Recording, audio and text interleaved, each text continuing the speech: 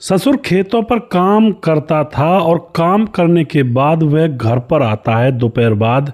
और घर पर आने के बाद जैसे ही वह दरवाज़ा खोल देता है घर का, तो अंदर उसकी जो नौजवान बहू थी वह उसको कुछ ऐसी परिस्थिति में नज़र आ जाती है कि उसके मुंह से लार टपकने लगती है।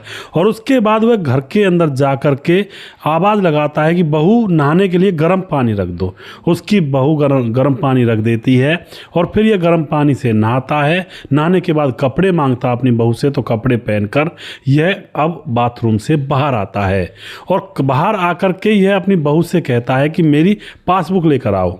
और वह पासबुक लेकर आती है, बताता है कहाँ पर रखी है, और उसके बाद कहता है कि इसको खोल कर देखो और बताओ इसमें कितने पैसे हैं।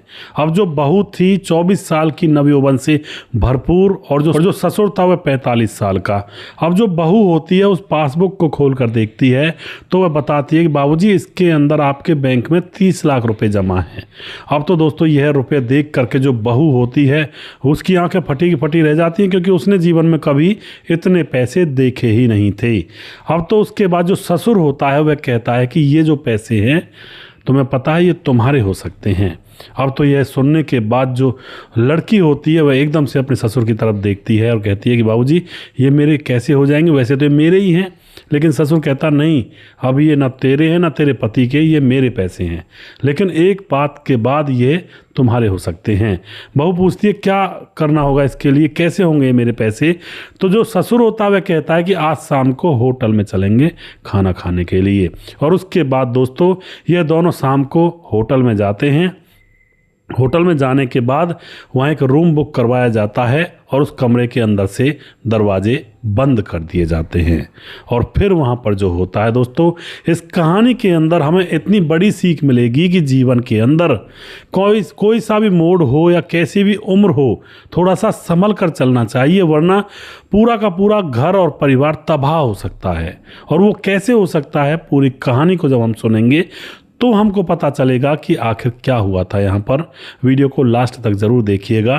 नमस्कार, मैं हूँ सुदेश कुमार और तिरछीवा चैनल में आपका स्वागत है। यह घटना उत्तर प्रदेश के गोरखपुर के अंदर घटित होती है, जहाँ पर एक आरती नाम की 24 साल की लड़की जो कि पढ़ी लिखी है काफ़ी, और वह अपने मम्मी पापा से कहती है कि मुझे एक कंप्यूटर का इंस्टीट्यूट खोलना है, वहाँ पर बच्चों को पढ़ाऊँगी। तो इसका जो पिता होता है 5 लाख रुपये इसको देता है और इसका कंप्यूटर का इंस्टीट्यूट खुलवा देता है। और अब यह लड़की वहां पर मेहनत करके बच्चों को पढ़ाने लगती है। बच्चे क्या, ये खुद 24 साल की थी, वहां पर पढ़ने वाले 25-25, 26-26 साल के लड़के भी आया करते। तो इसकी इतनी अच्छी पढ़ाने की स्किल थी कि वहां पर बहुत सारी बच्चों की, स्टूडेंट्स की भीड़ लगने लगती है और इसके सेंटर में बिल्कुल कहीं जगह भी नहीं रहती है। अब तो यह खूब पैसा कमा रही थी वहां से, जितना भी इससे कमाया जा रहा था। इसके इंस्टीट्यूट में एक अजय नाम का लड़का भी आता है जिसकी उम्र थी 23 साल, इससे 1 साल छोटा था। और उसके बाद जब वह वहाँ पर पढ़ने के लिए आता है तो अब वह भी कोचिंग वगैरह लेने लगता है। और कोचिंग लेते लेते अब जो ये लड़की होती है आरती, उसके ऊपर मोहित हो जाती है, क्योंकि अजय देखने में बहुत ही सुंदर था, उसका कोमल स्वभाव था, बात भी बड़ा मुस्कुरा कर किया करता, और उसके अंदर कोई अलछल नहीं था, बिल्कुल सीधा साधा लड़का था। तो इस लड़की को वह लड़का पसंद आ जाता है, उसको अपने केबिन में बुला लिया करती, उसके साथ बातचीत करने लगती और कई बार खाने के लिए कुछ मंगा लिया करती, दोनों बैठकर साथ खाया करते। इस तरह से इन दोनों की नज़दीकियां बढ़ने लगती हैं और ये दोनों एक दूसरे से प्यार करने लगते हैं। जो अजय था वह भी अपने घर में दोस्तों अकेला सा ही था, क्योंकि उसके घर में सिर्फ उसके बाबा थे जिनका नाम था तोमर सिंह।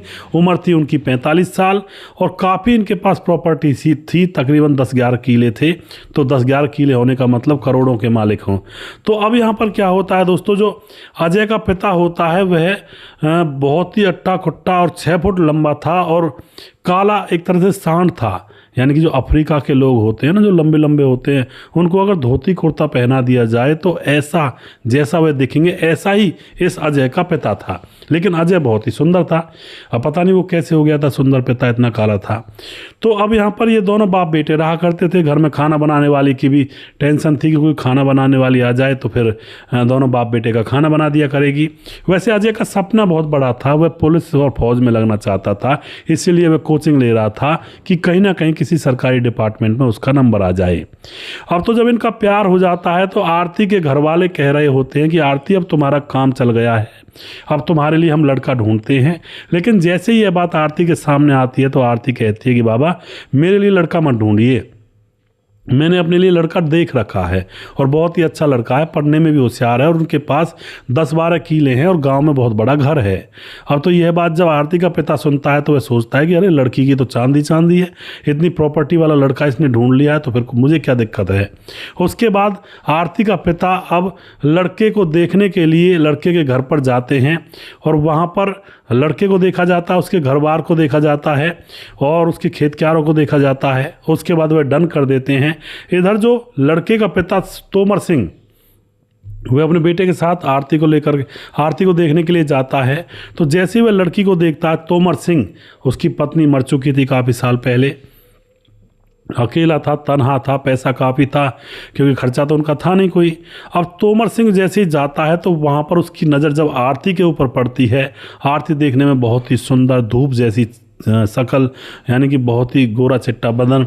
तो अब तोमर सिंह को पसंद आ जाती है आरती, यानी कि शादी बेटे की करवा रहा है लेकिन पसंद तोमर सिंह को आ जाती है और एकदम से हामी भर देता है कि हाँ ये बहुत अच्छी रहेगी हमारे बेटे के लिए। और उसके बाद रिश्ता तय हो जाता है और इन दोनों की तय की गई तारीख पर धूमधाम से शादी कर दी जाती है। शादी होने के बाद अब जो आरती और उसका पति अजय बन गया था, छोटा था हालांकि उसी ने पढ़ाया था आरती ने, दोनों आराम से अपने एक साथ बेडरूम के अंदर रहा करते। लेकिन जो तोमर सिंह था, जो पिता था 45 साल का अजय का, उसकी नज़र आरती के ऊपर रहा करती लेकिन कहता कुछ नहीं और उसके ऊपर नज़र रहा करती, बैठा बैठा देखा करता, जैसे आंगन में घूम रही होती है, कोई काम धंधा कर रही होती है तो उसके ऊपर नज़र टिका कर रखता, बैठा बैठा उसकी तरफ निहारता रहता। लेकिन अभी वह अपनी ना बेटे को ना बहू को पता नहीं लगने दे रहा था कि उसके मन में क्या है। अब तो दोस्तों इसी तरह से समय इनका गुजर रहा था। खेतों पर चले जाया करता, कभी खेतों से वापस आ जाया करता, फसल उठती है, काफ़ी पैसा आता है। अब यहाँ पर ये होता है कि 2 महीने गुजर जाते हैं। जो अजय था वह तैयारी कर रहा था फौज की, सुबह सुबह दौड़ने के लिए भी जाया करता गांव से बाहर सड़क पर, और फिजिकल उसने मार दिया था और फिर उसके बाद उसका फौज में नंबर आ जाता है। बड़ी खुश होती है आरती, भाई चलो नंबर आ गया, बहुत अच्छी बात है, मैं भी अब फौजी की दुल्हन कहलाऊँगी, फौजन कहलाऊँगी। और उसके बाद दोस्तों अजय को विदा कर दिया जाता है और वह अपना जॉब के सिलसिले में बाहर चला जाता है। घर पर रह जाते हैं आरती और उसका ससुर तोमर सिंह, जो 6 फुट का लंबा था, काला सा सांड के जैसा था और दोस्तों बहुत ही भयानक था। लेकिन भयानकता छुप जाती जब पैसे होते हैं। कितना भी बुरा हो, कुरूप हो, अगर उसके पास प्रॉपर्टी है, पैसे हैं, तो वो बुरा नहीं माना जाता है, यह सच्चाई है। और कितना भी सुंदर हो, सुंदर लड़का हो, गोरा चिट्टा हो, अगर उसके पास पैसे नहीं हैं तो उसको सुंदर नहीं माना जाता है। ये कलयुग की पहचान है। कह देते हैं कि भाई इसके जैसे सुंदर सुंदर लड़के तो कचरा बीनते हुए घूमते हैं कट्टों को उठा करके। ऐसी ऐसी कहावतें होती है लोगों के बीच में। अब यहाँ पर क्या होता है दोस्तों, घर में ससुर बहू रह जाते हैं। अब ससुर और ज़्यादा तेज़ नज़रों से ताड़ने लगता अपनी बहू को, अपने बेटे की पत्नी को, और उसकी तरफ ही देखता रहता और मन मन में पता नहीं क्या क्या विचार किया करता। अब 2, 4, 10, 20 दिन गुजर जाते हैं अकेले अकेले रहते रहते। तो एक दिन की बात होती है, जैसा कि मैंने आपको कहानी के स्टार्टिंग में थोड़ा सा पॉइंट बताया था। एक दिन यह जो तोमर सिंह है, अब इसको बुजुर्ग तो नहीं कहेंगे, सिर्फ रिश्ते में ससुर है, वैसे तो 45 साल की उम्र है और आदमी तो आजकल 50 साल तक जवान होता है। 45 साल की उम्र है, खेतों पर काम कर रहा होता है। काम करने के बाद थका हारा वापस घर आता है और आकर के जैसे ही घर के अंदर घुसता है तो इसकी जो बेटे की पत्नी थी आरती, वह अपना कुछ ब्लाउज वगैरह सिल रही थी मशीन पर, जो हाथ की मशीन होती है ना घर के अंदर, सिलाई मशीन। तो जैसे वो कपड़े सिल रही थी तो उसने अपने कपड़े, भाई सीधी सी बात है, उतारे हुए थे और नपाना वगैरह पैमाइश ले रही थी और पैमाइश ले लेकर सिल रही थी कपड़े को। तो वहाँ पर उसको उसका जो निर्वस्त्र अंग है वो दिख जाता है। अब तो बस ये तो बस माथा पकड़ लेता है, पर वो कहता नहीं है। और उसके बाद कहता है आवाज़ लगा करके, बहू गर्म पानी रख दो, मुझे नहाना है। और उसके बाद दोस्तों ये गर्म पानी रखती है, इसका पानी रख देती है बाथरूम में और फिर वह नहाता है। अब नहाने धोने के बाद आज इसने पूरा विचार कर लिया था कि आज तो बस कहते हैं ना, मतलब जमुना पार जाना ही जाना है। तो उसके बाद दोस्तों अब यहाँ पर यह पूरी प्लानिंग कर चुका था। नहाते वक्त ये सोच रहा था कि किस तरह से अब बात को आगे बढ़ाया जाए। नहाने के बाद जैसे ही बाहर निकलता है तो यह अपने अलमारी में से एक पासबुक को निकलवाता है बहू से कि इसको निकालो। बहू निकालती है और कहता है कि इसमें देखो कितने पैसे हैं बैंक में। बहू देखती है, बाबूजी ये तो 30 लाख रुपए हैं। अब बहू ने इतने पैसे आज तक देखे नहीं थे। अब बहू उन पैसों को देखकर बस उसका तो कहते हैं ना, उसको चक्कर से आ जाते हैं कि इतने पैसे, मैं इतने बड़े खानदान में ब्याही हूँ।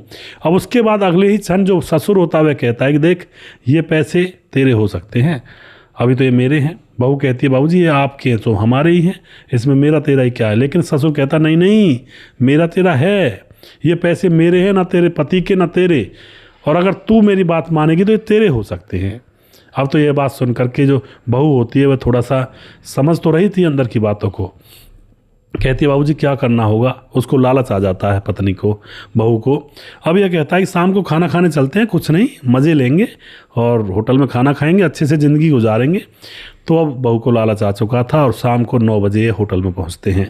वहां जाकर के होटल के मैनेजर से रूम वगैरह के बारे में बातचीत की जाती है और एक खाना वगैरह खाते हैं और उसके बाद ये होटल के कमरे में अंदर चले जाते हैं। और वहां पर फिर दोस्तों 1 घंटे तक इनके बीच में गलत संबंध बनते हैं। 1 घंटे के बाद 10 बज जाते हैं तो उसके बाद ये वापस से बाइक पर बैठ करके अपने घर आ जाते हैं। घर में किसी चीज़ की कमी नहीं थी, कार भी थी, बाइक भी थी। तो अब ये वापस घर आ जाते हैं। घर आने के बाद अब यह सिलसिला दोस्तों बार बार होने लगा था। घर आने के बाद रात को यह दोनों एक साथ ही एक कमरे में ही पूरी रात गुजारते हैं। अब तो यह सिलसिला रात दिन का होने लगा था। कभी होटल में घूमने जाते, कर्मकांड तो घर में ही कर लिया करते थे, घूमने के लिए जाया करते थे अब। और इस तरह से मामला चल रहा होता है। दोनों खुश थे और आकर के अपनी बहू को पैसे भी देता है। काफ़ी पैसे उसकी बहू के पास इकट्ठे होते जा रहे थे, 1 लाख 2 लाख 3 लाख। बहू को लग रहा था कि अब तो बस अमीर बन जाऊंगी मैं, मेरे पैसे हैं, किसी को दूंगी नहीं। तो दोस्तों अब धीरे धीरे 3-4 महीने गुजर जाते हैं। अभी भी इनका काम चल रहा था। बहू को अपने पति की याद आ ही नहीं रही थी। और अब 8 महीने गुजर जाते हैं। 8 महीने गुजरने के बाद जो लड़का होता है अजय, वह छुट्टी आता है। उसकी ट्रेनिंग वगैरह जो भी थी वो हो चुकी थी। छुट्टी आता है बड़ा खुश होकर के। जैसे घर आता है तो उसका पिता उसे देखकर खुश होता है, उसकी पत्नी भी खुश होती है। पिता और जो अपनी पत्नी थी वो दोनों खुश थे। लेकिन अजय को क्या पता था यहाँ पर क्या चल रहा है। दोनों खुश थे और बड़ा ही रंगल मंगल उस घर में होता। शाम को खाना वगैरह बनाती है, ये जो आरती होती है, और खाना अपने पति अजय को खिलाती है। और उसके बाद दोस्तों रात हो जाती है। अपने पति के साथ आरती सो जाती है और जो ससुर होता है वह अपने कमरे में सो जाता है। लेकिन दोस्तों जैसे ही सुबह होती है तो उस घर के अंदर चहल पहल बिल्कुल बंद थी। जैसा कि रोज़ रोज़ होता, आरती उठती, सुबह चाय वगैरह बनाती और उसके पास भैंसों को चारा वगैरह डालती। भैंस गाय जो घर के अंदर पशु थे उनका दूध निकाला करती और उनके लिए सानी वगैरह किया करती, उनके लिए चारा भिगोया करती। ऐसा आज कुछ नहीं हो रहा था और घर के अंदर सुनसान माहौल था। अब अजय के दोस्त को पता लग गया था, जिसका नाम था सुनील, कि भाई अजय छुट्टी आया फौज से। तो जब नया नया दोस्त लगता है फौज में, तो जब पहली बार घर आता है बहुत सारे दोस्त उससे मिलते हैं, भाई कैसा रहा एक्सपीरियंस। तो ऐसे ही सुनील उसका दोस्त मिलने के लिए उससे सुबह सुबह आ जाता है। सुबह 9-10 बज जाते हैं, तब तक वह लोग उठे नहीं थे। सुबह सुबह सुनील घर के अंदर दरवाज़ा खटखटाने की कोशिश करता, लेकिन दरवाज़ा तो खुला हुआ था। वह घर के अंदर जाता है, देखता है वो जो चाचा था जिसका नाम तोमर सिंह, वो भी नहीं था। आवाज़ लगाता है, अजय को आवाज़ लगाता है, अजय भी नहीं बात करता है। फिर कहता है भाभी भाभी, भाभी भी नहीं बोलती है। फिर वह ऐसे ही अजय के कमरे की तरफ चला जाता है कि क्या सो तो नहीं रहा है। और जैसे ही अजय के कमरे की तरफ जाता है तो अजय वहाँ पर मृत पड़ा हुआ था। अब यह नज़ारा देख करके अजय का दोस्त सुनील सकपक आ जाता है, गांव वालों को इकट्ठा कर लेता है कि यहाँ पर देखो अजय की मृत्यु हो गई है। और चाची, जो चाचा है और चाचा और भाभी यहाँ पर है नहीं। पुलिस को बुलाया जाता है। अजय पुलिस में जाकर रिपोर्ट करता है। पुलिस आती है, लाश को कब्जे में लेती है और उसके बाद अजय से के दोस्त सुनील से ही पूछताछ करती है कि क्या हुआ था, हमें सच सच बताओ। सुनील कहता है कि देखो मेरा दोस्त है, फौज में लगा हुआ है, वापस आया था छुट्टी में, मिलने के लिए आया, मैंने देखा वह तो मरा पड़ा है। और घर से चाचा तोमर सिंह गायब है और जो भाभी है वो गायब है। अब तो पुलिस समझ जाती है कि मामला ये उन दोनों ने किया, ससुर बहू ने, और उनकी लोकेशन चेक की जाती है। और दोस्तों लोकेशन के जरिए उन दोनों को बहुत जल्दी पकड़ लिया जाता है। पकड़ने के बाद उनकी अच्छी तरह से सुताई की जाती है कि बताओ ये क्या हुआ। तो अब वे दोनों बताते हैं कि हम दोनों ने रात को इसको मिल करके रास्ते से हटा दिया, क्योंकि हम दोनों प्यार करते थे, एक दूसरे के साथ ही रहना चाहते थे, हमें ये चाहिए नहीं था। दोस्तों इकलौता बेटा जो फौज में लग गया और घर के अंदर कोई सदस्य है नहीं, ना ही घर के अंदर माँ है, ना ही कोई बहन बेटी कोई और नहीं है, सिर्फ इकलौता बेटा था उस पिता का, और उसके ऊपर उसको पूरा नाज था। वह तारीफ किया करता था लोगों से कि मेरा बेटा इतना पढ़ने लिखने में होशियार है और अब देखो फौज में लग गया है। लेकिन वो सारी तारीफें, सारा नाज जो बेटे के ऊपर था, सारा कुछ धरा का धरा रह गया हवस और वासना के चक्कर में।